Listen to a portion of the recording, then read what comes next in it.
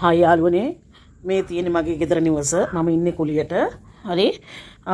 මම අවුරුදු 10ක් රට හිටියා. අවුරුදු 10ක් මම රට හිටියා. அஸ்ஸலாமு அலைக்கும் வரஹ்மத்துல்லாஹி வபரகாத்துஹு. அன்பார்ந்த அனைத்து உறவுகளுக்கும் இனிய மாலை வணக்கம். மெஷாட் என்னுடைய ஒரு சகோதரர் ஒருவர் இன்றைய தினம் அல்லாஹ்விட அழைப்பை ஏற்று பயணத்தை தொடங்கியுள்ளார், மறுமைக்கான பயணத்தை. மஷாட் சகோதரருக்கும் உங்களுடைய துவாக்களில் சேர்த்துக்கோங்க. நாளிலாய் நாளை ராஜுவன் ஜன்னத்துல் ஃபிர்தௌஸ் எனும் உயர்ந்த சொர்க்கத்தை இல்லாமல் இறைவன் கொடுக்கட்டும் என்று துவா செய்கிறேன். ஃபேமிலியில் ஒருத்தர் வெளிநாடுகளில் வாழக்கூடிய வாழ்க்கையில் உண்மைக்குமே இந்த நல்ல கெட்ட விடயங்களில் கூட கலந்து கொள்ள முடியாத ஒரு துர்பாக்கியசாலிகளாக நாம் வெளிநாடுகளில் இருக்கிறோம். எந்த ஒரு நல்லது கெட்டதுக்குமே நம்மளால் கலந்து கொள்ள முடியாது. இது அந்த தொலைபேசியோட உதவி இருக்கிறதால இன்றைக்கி இப்படி கூட பார்க்கக்கூடிய அளவுக்கு சூழல் உருவாகுது. அல்ஹம்துலில்லாஹ்.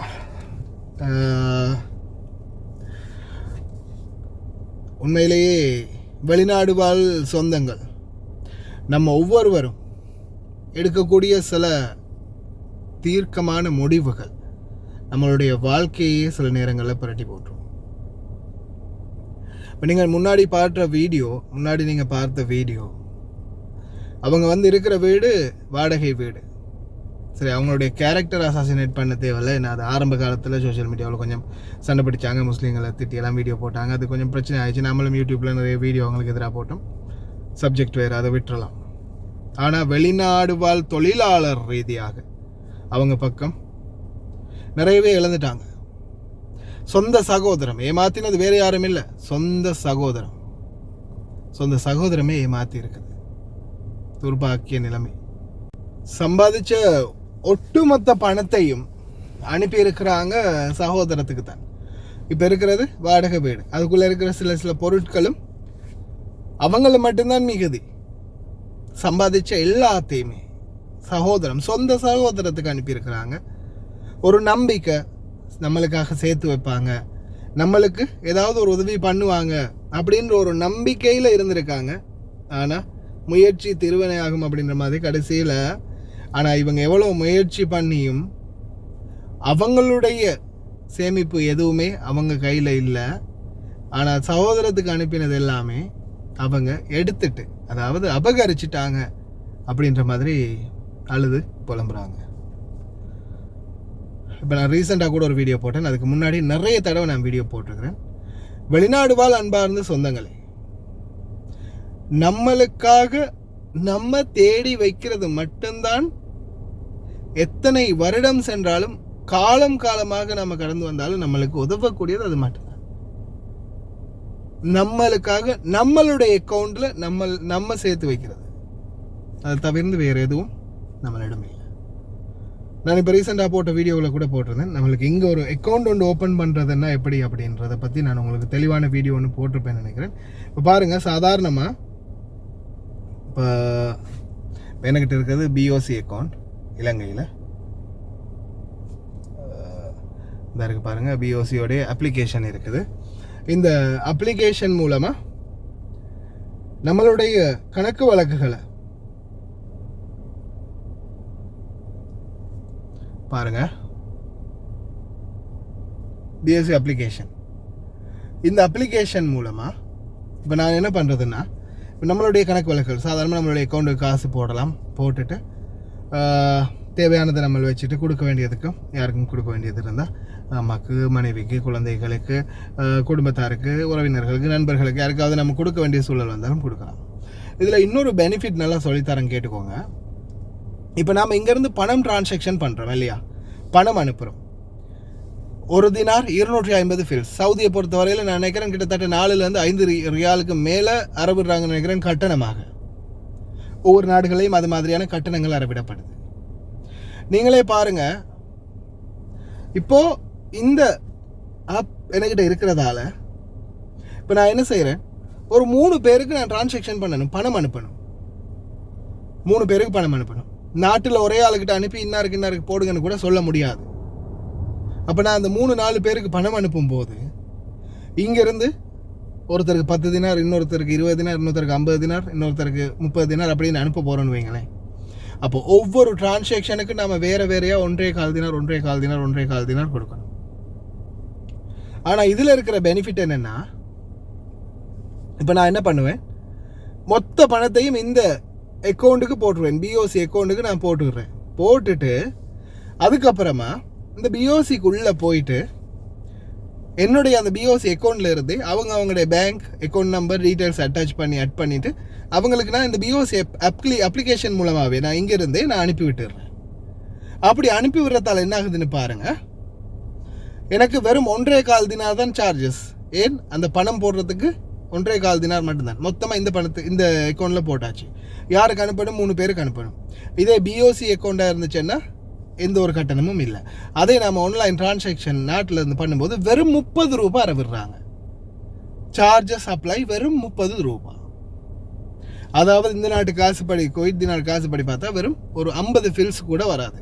நம்ம 1.25 தினார் செலவழிக்கிற இடத்துல வெறும் 50 ஃபில்ஸ் கூட வராது.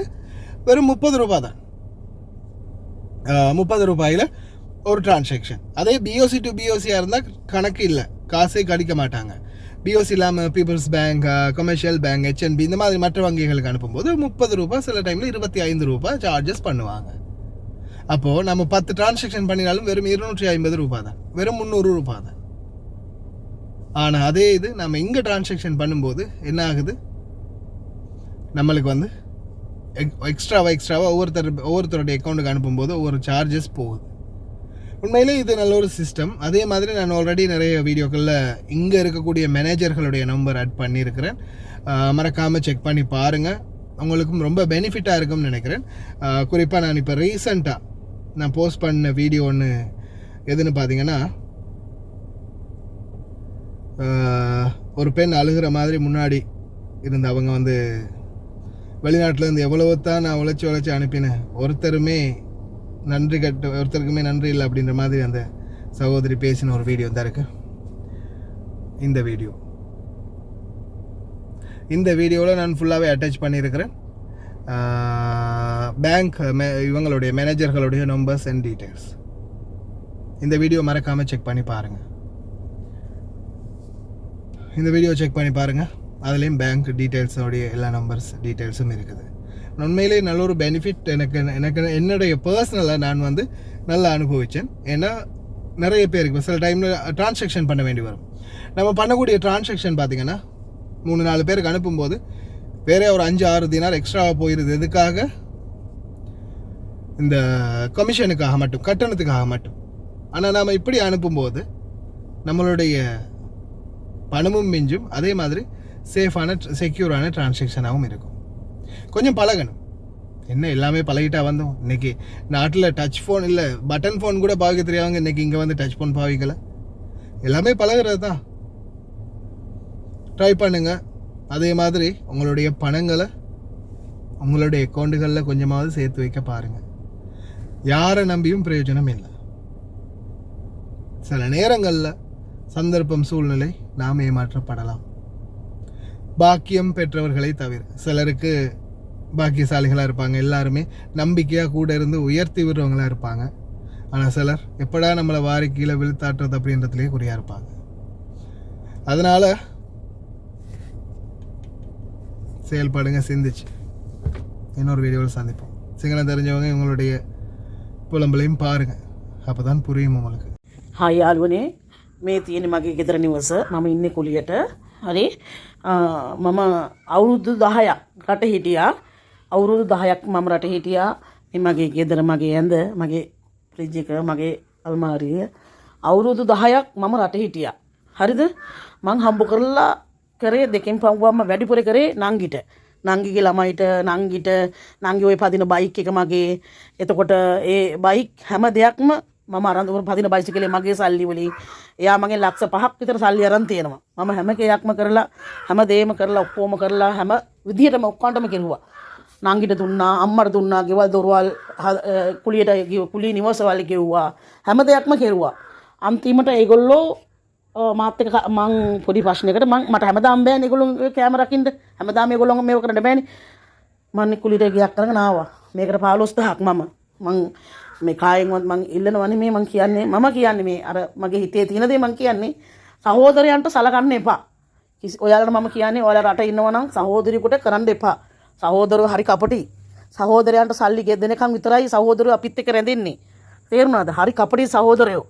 ඒ හින්දා සල්ලි ටික අරගෙන හිමින් සැරේ දැන් ඉන්නව කට්ටිය සදනවා. එතකොට මහගෙවල් වල ඔප්පු බේරුවේ මම. ওই තාත්තා මැරිච්ච සල්ලි තාත්තගේ පෙට්ටියට සල්ලි වේදන් කරේ මම. තේරුණාද? මං හැම කෙනෙකුටම කරලා තියෙනවා. ඒ වුණාට අද මට කවුරුත් කරන්නේ නැහැ. සහෝදරයෝ බලන්නේ නැහැ. සහෝදරයෝ කරන්නේ නැහැ. හැම සහෝදරයෙක්ම මට සහෝදරයෝ 5 දෙනෙක් ඉන්නවා. 4 දෙනෙක් ඉන්නවා. 4 දෙනාටම මම කරලා තියෙනවා. මගේ දෙවෙනි මල්ලිට මං කරලා නැහැ. ඇත්ත වශයෙන්ම මේ දෙවෙනි මල්ලි තමයි දෙවන මගේ දර ඔප්පුව බේරලා තිබිලා මං ඔප්පුවක් බේරුවා. ඒ සල්ලි මට ලැබුණෙත් නැහැ. එතකොට තාත්තා මැරිච්ච පෙට්ටියට පව මං සල්ලි එව්වේ. ඔය නංගි පදිනෝනේ මොටෝ බයික් එක උජාරුට පදින බයික් එකත් මගේ බයික් එක. මගේ සල්ලි. ඉතින් ඒගොල්ලන්ට කියන්න ලැජ්ජයි. කතා කරන්න ලැජ්ජයි. වෙන්න ඕන ඒගොල්ලෝ. ඒගොල්ලන්ට මම හැමදේම කරලා තියෙන්නේ. මගේ මේ හිතේ තියෙන දේ තමයි මම මේ කිව්වේ. ඇත්තටම දැන් මම රටේ හිටියනම් මම මේ විදිහට අසරණ වෙන්නේ නැහැ. ඇත්තටම මම දැන් අසරණ වෙලා ඉන්නේ. මට හරි දුකයි. මං අසරණ වෙච්ච එක මට මගේ මිනිහා අපේ නංගිලා එක්ක රණ්ඩු කරලා මිනිහත් ගෙදරින් ගිහිල්ලා. ඉතින් මං දැන් තනි ජීවිතේ මම. ඉතින් මං ඉන්න පාඩුවේ. හරි දුකයි කතා කරන්නත් ඒක කියන්න දුකයි. කරන්න දෙයක් නැහැ. මේ ලැජ්ජයි දුකයි අපි කරලා අපි වචන අහනවට. එහෙනම් මට කොහෙන් හරි ලැබේ දෙයියෝ දෙයි මට. මං ඇත්තටම අසරණ වෙලා ඉන්නේ. මට මේ රට යන්න මං කොහොම හරි උත්සාහ කරනවා. කොහොම හරි මම යනවා. මගේ ලෙඩේ හවුනේ හින්දායි මට රට යන්න බැරි. මට ප්‍රෙෂර් 180ට ප්‍රෙෂර් තිබ්බා. මට කොලෙස්ටරෝල් ටිකක් නැගලා තිබ්බා. ඉතින් මට හරි දුකයි මට එහෙම වුණාට. ඉතින් වැඩ නැහැ ඔය කතා කරලා සහෝදරයන්ට මම හැම කෙනෙක්ම කියන්නේ හැම යාළුවෙකුට කියන්නේ සහෝදරයන්ට කරන්න යන්න එපා. හොඳ සහෝදරයොත් ඉන්නවා. මේ වගේ ජරා සහෝදරයෝ ජීවිතරත් හොයාගන්න බෑ. මේ වගේ ජරා සහෝදරයෝ ජරාම සහෝදරයෝ විශේෂයෙන්ම නංගි මගේ. මම නංගි සල්ලි ඇරියා. නංගිට මම සල්ලි අවලා තිනවා ලක්ෂ 15කට වැඩි මම සල්ලි අවලා තිනවා නංගිට. කණ්ඩ බොණ්ඩ ගෙවල් දොරවල් වලට කණ්ඩ බොණ්ඩ දුන්නා. ගෙවල් කුලිය අරන් දුන්නා. මං ගාව ඇඬුවා කණ්ඩ නැහැ කියලා. බඩගිනි ඉන්නේ කණ්ඩ නැහැ. මං මෙහෙම මගේ මස් කෑල්ලක් ඇහැට දැකලා නැහැ. ඒත් මං එයාලට සල්ලි දුන්නා කණ්ඩ. රුපියල් 80000යි. එහෙම සල්ලි ඇරියේ. මං හැමදේම කරා. මං හැම දෙයක්ම හැම කෙනෙකුටම කෙරුවා. හැම කෙනෙක්ගේ මං හිත සැනසුවා. මගේ හිත සනසන්න කිසිම කෙනෙක් නැහැ. මට හරි දුකයි. උස්සන්නයි ඔයගොල්ලන්ට. උස්සන්නයි.